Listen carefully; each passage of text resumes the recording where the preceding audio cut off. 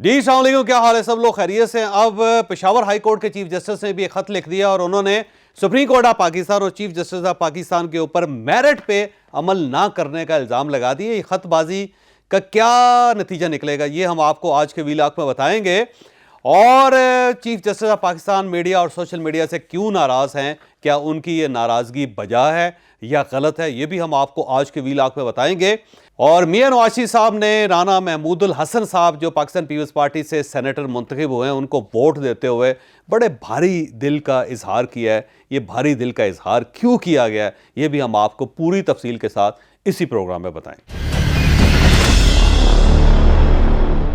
हम सबसे पहले राना महमूदुल हसन साहब की तरफ आते हैं। इन्हें पाकिस्तान पीपल्स पार्टी ने टिकट दिया सेनेट का और ये सेनेटर मुंतखब हो गए और इसमें पाकिस्तान मुस्लिम लीग नून ने इन्हें वोट दिया था। एक वीडियो वायरल हुई है जिसमें मियां नवाज साहब उनके लिए वोट कास्ट कर रहे हैं। उन्होंने वोट लिया, फिर उसके ऊपर दस्तखत किए, दस्तखत करने के बाद उन्होंने वोट डाल दिया।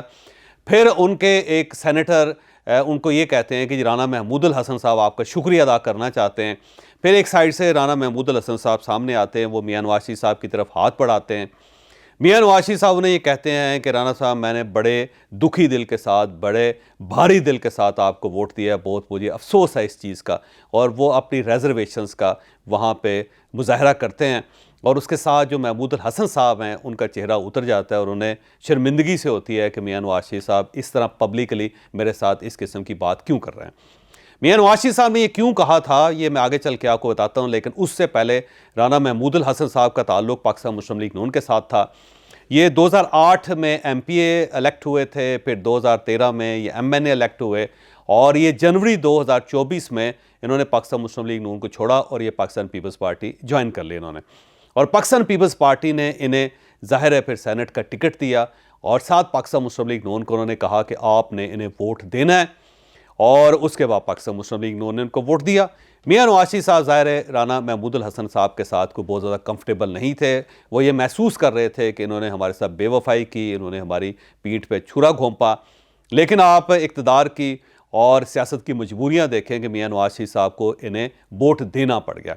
अब यहाँ पे एक सवाल पैदा होता है कि आप इतने बड़े बड़े लीडर हैं, जैसे कि मियां नवाज साहब पाकिस्तान के सबसे बड़े लीडर इस वक्त कंसिडर किए जाते हैं।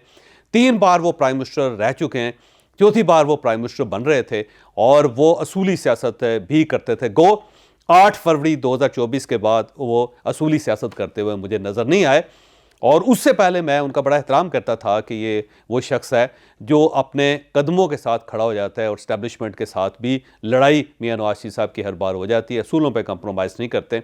लेकिन 8 फरवरी 2024 के बाद जो मियां नवाज साहब ने जितने कंप्रोमाइज़ किए हैं, आप यकीन करें कि बहुत सारे लोगों के दिल तोड़ दिए उन्होंने। जो इनको सपोर्ट करते थे, जो इनके ऊपर एतमाद करते थे, जो ये कहते थे कि हमारी पार्टी जो है बड़ी ज़बरदस्त पार्टी है, उन सब के दिल तोड़ दिए। बल्कि मियां जावेद लतीफ़ साहब ने एक दिन पहले हमारे शो में कहा था कि हमने लोगों को ये यकीन दिलवाया था कि we are the man of principle, लेकिन जब हमने अपने इस असूल से डेविएट किया तो उसके बाद लोगों के दिल टूट गए। अब लोग हमें वोट देने के लिए तैयार नहीं। और जावेद लतीफ़ साहब की ये बात 100% दुरुस्त है।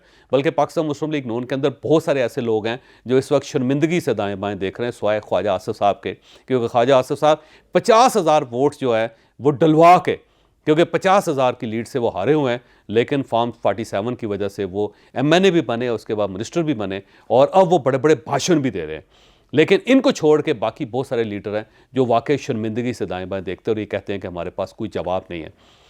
वो मियां नवाज साहब जो हैं वो राना महमूदुल हसन साहब को वोट देने पर मजबूर हो गया। अब सवाल ये है कि अगर आप इतने लीडर हैं, बड़े लीडर हैं और आप ये महसूस करते हैं कि राना महमूदुल हसन जो उनका किरदार ठीक नहीं है और इखलाकी तौर पे आपको उसे वोट नहीं देना चाहिए, तो आप इनकार करें।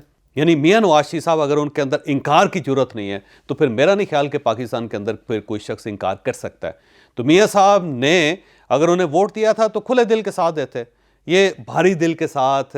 और मुझे बहुत अफसोस हो रहा है, इस किस्म की चीज़ें कहने की क्या ज़रूरत है। दूसरा, जब आप मुनारफ हो सकते हैं, जब आप अपने असूलों पे कंप्रोमाइज़ कर सकते हैं, तो आपका जो MNA है या आपका MP है वो आपकी पार्टी क्यों ना छोड़े, वो अपने मफाद के लिए दूसरी पार्टी के अंदर क्यों ना जाए।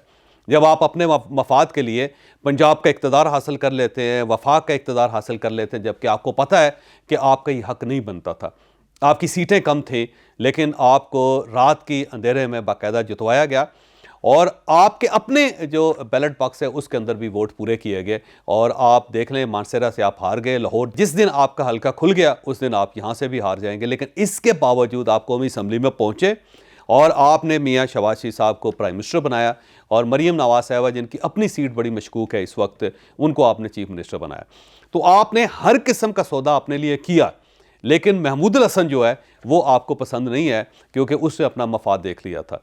यानी आप ये चाहते हैं कि आप अपने मफाद का मुकम्मल ख्याल रखें और अपने पूरे असूल जो है उनको दफन करके आप इक़्तिदार के अंदर बैठें और उसके बाद फिर आप इक़्तिदार में बैठ के उसको एंजॉय भी करें और साथ साथ आप ये कहें कि जी बड़ी ज़्यादती हुई हमारे साथ, और जो आपको छोड़ के चला जाए या दूसरी पार्टी में चला जाए उसके ऊपर आप ये कहें जी मैंने बड़े भारी दिल के साथ आपको वोट दिया था। भाई अगर आप मैन ऑफ प्रिंसिपल है तो आप वोट ना दें। आप ये कहें कि जी मैं राना महमूदुल हसन को वोट नहीं दूंगा, कुछ भी हो जाए, क्योंकि इससे मेरी पीठ पे छुरा घोंपा है, इन्होंने हमारी पार्टी छोड़ी है।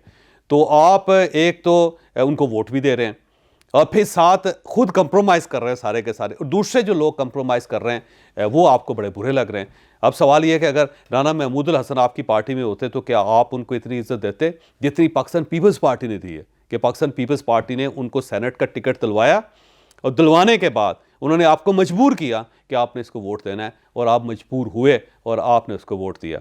तो ये अजीब सी कन्फ्यूजन है कि आप अगर दूसरा कंप्रोमाइज़ कर जाए तो बुरा है, आप कंप्रोमाइज़ कर दें तो हर चीज़ हलाल है। और इसके साथ साथ अगर वो दूसरी पार्टी में जाए और दूसरी पार्टी उनका एहतराम करे तो आपको अजीब सा लगता है। फिर आप उसको वोट भी दे रहे हैं और वोट देने के बाद ये कह रहे हैं बड़ी दुखी दिल के साथ वोट दिया। तो मुझे मियां नवाज शरीफ साहब की समझ नहीं आ रही कि वो इस वक्त किस जगह पे स्टैंड कर रहे हैं। हम आज के इशू की तरफ आते हैं। आज पेशावर हाई कोर्ट के चीफ जस्टिस मोहम्मद इब्राहिम साहब ने भी एक चीफ जस्टिस ऑफ पाकिस्तान को ख़त लिख दिया और उस ख़त में उन्होंने कहा जी कि आपने मेरिट का ख्याल नहीं रखा और सुप्रीम कोर्ट ऑफ पाकिस्तान में 4 सीटें खाली थीं, लेकिन मैं दूसरे नंबर पर था सीनियरिटी में, लेकिन मुझे आपने इग्नोर करके आपने कोयटा के chief justice high court justice Naeem Akhtar Afghan को आपने एलिवेट कर लिया और उन्हें आप सुप्रीम कोर्ट ऑफ पाकिस्तान ले गए क्योंकि वो रिटायर हो रहे थे। तो आपने अपने साथी का ख्याल रखा, लेकिन मैं जो मेरिट पे दूसरे नंबर पे था आपने मुझे इग्नोर कर दिया। तो उन्होंने एक सवाल उठा दिया कि सुप्रीम कोर्ट ऑफ पाकिस्तान या चीफ जस्टिस ऑफ पाकिस्तान जो है वो मेरिट का ख्याल नहीं रख रहे। और अब मैं आपको थोड़ा सा जस्टिस नईम अख्तर अफ़गान साहब के बारे में बताता चलूँ। ये ज़ाहिर बलूचिस्तान हाई कोर्ट के चीफ जस्टिस थे। 2021 में ये चीफ जस्टिस बने थे। 2001 में इन्होंने प्रैक्टिस शुरू की थी। काजी फ़ाइज़ ईसा साहब के साथ इनके बड़े अच्छे तल्लुकात थे, क्योंकि काजी फ़ाइज़ ईसा साहब आपको याद होगा कि बलूचिस्तान हाई कोर्ट के वो चीफ जस्टिस रहे हैं। और उस वक्त जब काजी साहब खुद प्रैक्टिस भी करते थे तो उस वक्त भी नईम अख्तर अफ़गान साहब के साथ उनके बड़े अच्छे ताल्लुकात थे। अब वो रिटायर हो रहे थे। जब रिटायर हो रहे थे तो उनको एलिवेट करके उन्हें ये सुप्रीम कोर्ट ऑफ पाकिस्तान में ले आए। एक हफ़्ता पहले शायद वो सुप्रीम कोर्ट ऑफ पाकिस्तान में आए और उनकी जगह जस्टिस हाशिम को कायम मुकाम चीफ जस्टिस बना दिया गया था और वो भी रिटायर हो रहे थे क्योंकि उनकी रिटायरमेंट की एज भी आ गई थी। फिर उनको अब चीफ जस्टिस बलूचिस्तान बना दिया गया और वो रिटायरमेंट से पहले उनको भी बाकायदा इस सीट के ऊपर मौका दे दिया गया। तो इसके ऊपर अब पेशावर हाई कोर्ट के जो चीफ जस्टिस हैं उन्होंने सवाल उठा दिया। अब मुझे यूँ महसूस होता है कि हर तरफ से काजी फ़ाइज़ ईसा साहब को ख़त लिखे जा रहे हैं। काजी फ़ाइज़ ईसा साहब की जो रिट है उसको चैलेंज किया जा रहा है और अब साथी जजेस जो हैं वो उनके ऊपर बात करना शुरू कर दिया है। कहीं ऐसा ना हो कि एक दोबारा एक डिवीज़न जो अदलिया उसके अंदर आ जाए और वो जो इज़्ज़त अदलिया की इस वक्त पाकिस्तान के अंदर है वो ज़ाहिर है आहिस्ता आहिस्ता ख़त्म भी हो रही है, क्योंकि जिस किस्म के वाक़यात पाकिस्तान में हो रहे हैं और जैसे चीफ जस्टिस हजरात और उसके बाद जज हजरात ख़त लिख रहे हैं और जिस तरह वो अपने कपड़े जो है उन्होंने चौक के अंदर धोना शुरू कर दिए हैं, तो उससे ज़ाहिर सुप्रीम कोर्ट और हाई कोर्ट्स की इज़्ज़त वो नहीं रही जो पहले थी। लेकिन ये जो खतूत शुरू हो गए हैं, मुझे लगता है कि आने वाले दिनों में शायद ये कहीं जो रही सही इज़्ज़त है उसको भी कहीं खाक में ना मिला दें। तो मेरा मशवरा ये है कि आला अदलिया को फौरी तौर पर बैठ के कोई ना कोई दरमियान का रास्ता निकालना चाहिए और ये फ़ैसला करना चाहिए कि कम अज़ कम हम अपनी बेइज्जती नहीं करेंगे या अपनी इज़्ज़त को हम इस तरह नहीं मट्टी के अंदर रोलेंगे। तो ये इस वक्त इमीडिएट ज़रूरत है, क्योंकि अगर आला अदलिया जो है वो भी कंट्रोवर्शियल अगर पाकिस्तान में हो गई तो फिर पाकिस्तान के अंदर कोई अदारा नहीं बचेगा कि जिसकी तरफ लोग इज़्ज़त की निगाह से देख सकें। तो बहुत ज़्यादा क्रेडिबिलिटी इस वक्त सफ़र कर रही है आला अदलिया के। कल चीफ जस्टिस ऑफ पाकिस्तान ने हेयरिंग की थी जजेस के इशू पे और वो 1.5 घंटा मुसलसल मीडिया के ऊपर सोशल मीडिया के बारे में बात करते रहे और उन्होंने ये कहा कि ये बाकायदा उसके अंदर जिस किस्म की बातें की जाती हैं, जिस तरह इल्ज़ाम लगाया जाता है, उससे इदारों की इज़्ज़त नहीं कायम रहती। और जस्टिस तसद्दुक़ हुसैन जिलानी साहब के बारे में उन्होंने कहा कि जिस तरह उनके बारे में बात की गई, जिस तरह उनके ऊपर सवाल उठाए गए, जिस तरह उनकी इंटेग्रिटी को हदफ बनाया गया, तो उसके बाद ज़ाहिर शरीफ आदमी, उनके पास कोई गुंजाइश नहीं थी कि वो इस कमीशन से माज़रत करते, तो उन्होंने माज़रत कर ले। साथ साथ चीफ जस्टिस पाकिस्तान ये कह रहे थे कि मैं प्रेशर में नहीं आता, लेकिन जो केस या जो फैसले उन्होंने पिछले दिनों किए, ऐसा महसूस होता है कि वो सोशल मीडिया की कंपेन के ऊपर सुप्रीम कोर्ट ऑफ पाकिस्तान भी मुतासर हो रही है। जिस तरह आप देख लें कि सबसे पहले सोशल मीडिया पे ये सवाल उठाया गया था कि ये कमीशन नहीं बनना चाहिए तसद्दुक़ हुसैन जिलानी साहब का, लिहाजा वो कमीशन बना और उसके बाद ख़त्म हो गया। फिर बार बार प्रेशराइज़ किया जा रहा था सुप्रीम कोर्ट ऑफ पाकिस्तान को कि इमीडिएटली इन्हें सो मोटो लेना चाहिए। फिर सुप्रीम कोर्ट ऑफ पाकिस्तान ने सो मोटो लिया। अब उनको प्रेशर पुट किया जा रहा है कि ये फुल कोर्ट होना चाहिए था, और चीफ जस्टिस ने कल ये कहा कि फुल कोर्ट की तरफ हम जाएंगे। और उसके बाद 29 अप्रैल उन्होंने तारीख दी और कहा कि जब पूरी सुप्रीम कोर्ट यहाँ पे इकट्ठी हो जाएगी तो हम फौरी तौर पर फुल कोर्ट बना लेंगे। अब उसके बाद भी अगर मेरा ख्याल है सोशल मीडिया की तरफ से कोई कंपेन की गई या प्रेशर डाला गया, तो मुझे ख़तरा है कि कहीं ऐसा ना हो कि ये बेंच जो है ये दोबारा प्रेशर में आ जाए। तो अगर ये कहा जाए कि अदलिया के ऊपर प्रेशर नहीं है सोशल मीडिया का, तो ये बात भी गलत होगी। और अगर ये कहा जाए कि अदलिया इस प्रेशर से मुतासर नहीं हो रही, तो ये बात भी गलत होगी। अदलिया बहरहाल मुतासर हो रही है। अब सवाल ये कि क्या सोशल मीडिया को ये काम करना चाहिए और क्या प्रेशर डालना चाहिए और क्या प्रेशर में आना चाहिए? तो सीधी बात है, सोशल मीडिया एक वाकई प्रेशर है और एक ऐसा प्रेशर है जिसे सब लोग तस्लीम करने पर मजबूर हो जाते हैं। और इसमें मैं काजी फायज़ ईसा साहब का अपना केस वो पेश करूँगा कि जब इनके ऊपर एक रेफरेंस बना था, तो उस वक्त कन्वेंशनल मीडिया ने काजी फायज़ ईसा का साथ नहीं दिया था, ना अखबारात ने दिया था, ना टेलीविज़न ने दिया। तो उसकी वजह यह थी कि उस वक्त गवर्नमेंट का प्रेशर था, पैमरा की तरफ से बाकायदा डायरेक्शन थी कि आपने काजी फायज़ ईसा साहब के मामले को टेकअप नहीं करना टेलीविज़न पे। लिहाजा उस वक्त टेलीविज़न खामोश था, साथ अखबारात खामोश थे, लेकिन सिर्फ सोशल मीडिया बोल रहा था। और उस सोशल मीडिया की वजह से उस वक्त की सुप्रीम कोर्ट ऑफ पाकिस्तान पे प्रेशर आया और काजी फायज़ ईसा साहब का जो केस था वो घर घर पहुंचा और सब लोगों ने उनको हीरो माना। और वो उस वक्त इतना ज़्यादा सोशल मीडिया का के ममनून थे काजी फायज़ ईसा साहब कि वो बाकायदा जो सोशल मीडिया के ऊपर काम करने वाले वर्कर्स थे या जो यूट्यूबर्स थे उनके घर भी जाते थे और उनका शुक्रिया भी अदा करते थे, जिसमें असद तूर साहब शामिल हैं। आपको याद होगा कि असद तूर साहब के ऊपर एक अटैक हुआ था, तो काजी फायज़ ईसा साहब अपनी अहलिया के साथ उनके घर गए थे। उसकी वजह यह थी कि असद तूर साहब इनका मामला उठा रहे थे और उस वक्त बड़े यूट्यूबर्स ने इनका साथ दिया था, कन्वेंशन मीडिया ने इतना साथ नहीं दिया। तो इस वक्त भी जो सोशल मीडिया वो बोल रहा है, इश्यूज़ पे बोल रहा है और इसका एक प्रेशर है और इसको अगर ना माना जाए तो ये बात गलत होगी। और इसमें कोई शक नहीं कि पाकिस्तान तहरीक इंसाफ वाहिद सियासी जमात है जिसकी सबसे ज़्यादा रसाई है सोशल मीडिया पे और वो नर्व्स के ऊपर अफेक्ट करती है, वो इस्टेब्लिशमेंट के नर्व्स हों, गवर्नमेंट के नर्व्स हों या फिर जुडिशरी के नर्व्स हों और ब्यूरोक्रेसी के नर्व्स हों और फिर पब्लिक के नर्व्स हों। पाकिस्तान तहरीक इंसाफ को बहरहाल आपको ये एज देना पड़ेगा कि उनके अंदर ये कमाल है कि वो प्रेशराइज़ कर लेते हैं और उसके बाद चीज़ें उनके प्रेशर में चलती हैं, जो इस वक्त भी आपको हर जगह नज़र आ रही है।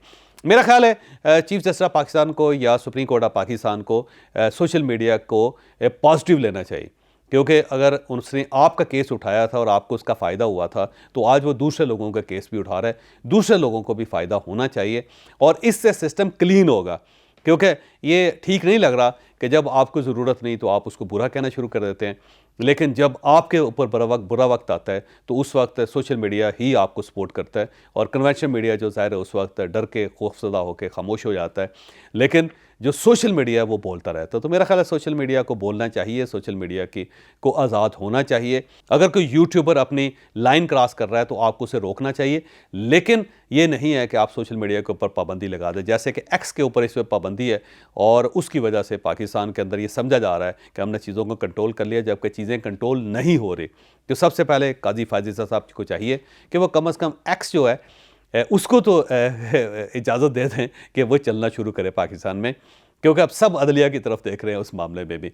लेकिन जब आप इस तरह सोशल मीडिया को बंद करना शुरू कर देंगे तो उसका सबसे ज़्यादा नुकसान हो सकता है कि कल को अदलिया को हो, क्योंकि फिर पाकिस्तान के अंदर जो दूसरे अदारे हैं वो इतने तगड़े हो जाएंगे कि किसी वक्त भी शायद जजेस के दरवाजे बंद कर दें, जैसे कि माजी के अंदर हुआ था। कि जजेस को गिरफ्तार करके उनको घरों तक महदूद कर दिया था और उस वक्त कन्वेंशनल मीडिया खामोश हो गया था। अगर उस वक्त भी सोशल मीडिया होता तो शायद मामलात बहुत जल्दी तब्दील हो जाते। तो इस वक्त भी इस मीडिया का होना अदलिया के लिए भी बहुत ज़रूरी है और साथ साथ सिस्टम के लिए भी बहुत ज़रूरी है।